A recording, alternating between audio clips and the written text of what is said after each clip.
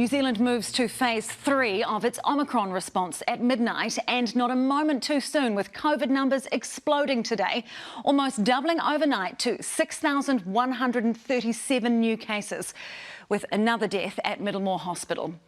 Under phase 3, people will need to take more personal responsibility for their treatment so that the health system can focus on the worst and the most vulnerable cases. From tomorrow, the only people who need to isolate are those who have COVID and the people they live with. And after 10 days, their isolation ends.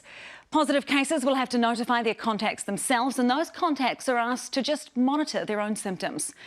In the next few days, rapid antigen tests will become available from thousands of sites, including pharmacies and GPs. And from March, they'll be sold to the public through retail outlets. So fewer restrictions, but for some, it is still not enough. Here's Mitch McCann. At Auckland's Cafe Hanoi, owner Krishna Bodhika is under pressure.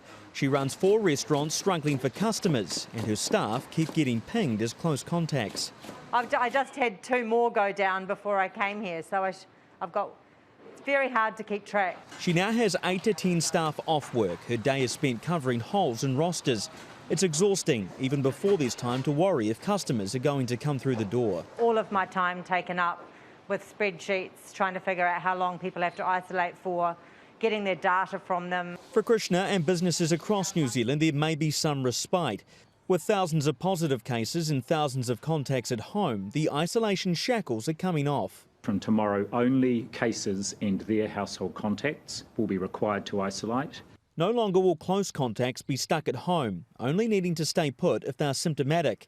Household contacts with no symptoms can return to work after 10 days if they have 2 negative tests. I'm hoping that customers will start to come back.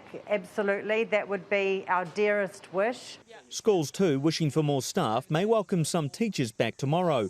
Today's announcement will lessen their pandemic paperwork. Every time we got a positive case before, we had to do our own contact tracing and upload that and then email the community. So it's great. There'll be 8 people that can come to work tomorrow that otherwise wouldn't have been able to. So it is a significant pressure release. Then there's major changes to testing. With widespread frustration at a lack of rapid tests, expect much more to become available. Rapid antigen tests will become the primary means of testing for COVID-19. RATs will be available at thousands of testing sites across the country.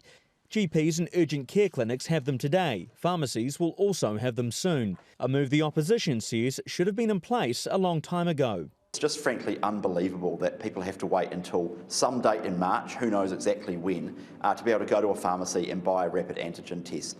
One pharmacy told AM that handing out RATs to sick people puts their staff at risk.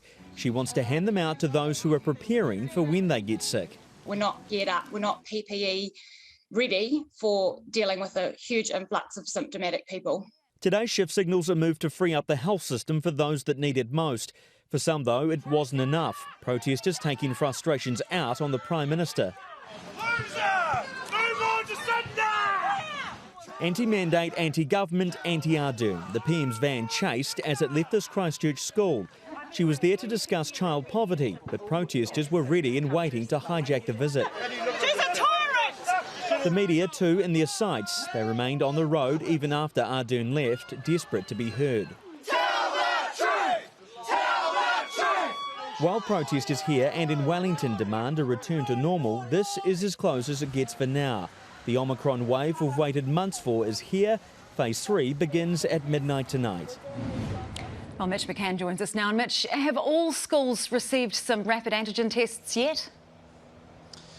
Well, Sam, it seems most schools are getting RAT tests, but perhaps not as many as they would like. Balmoral School, from that story we just watched, told us they'd put in an order or a request with the ministry. They were told they would not get as many as they wanted. Lucky for them, a parent had donated some RAT tests to the school, presumably from their workplace. At the same time, Papatoetoe School, south in Auckland here, they were reasonably happy with how many tests they had been getting. The principal, Vaughan, was off to pick up some more, or his allocation, after our interview this afternoon. So there's a kind of disparity between what schools are getting them and whether or not they're getting the amount that they need. Now, at the same time, in terms of how many schools actually have cases of COVID-19 or are being affected by COVID-19, that is dramatically rising. This time last week, there were around 320 schools in New Zealand that had people away because of COVID-19 or they were being supported by the ministry. That's risen to 717 as of 5 o'clock tonight. Now, within that number, how many staff and students are away from school or are being treated for COVID-19? That's just over 2,000. So while we move into phase 3 tonight and more people will be going back to school tomorrow that are not household contacts, we're still going to see a number of people out of school in the coming weeks as those numbers really just aren't going down at all. Mitch, thanks for that update.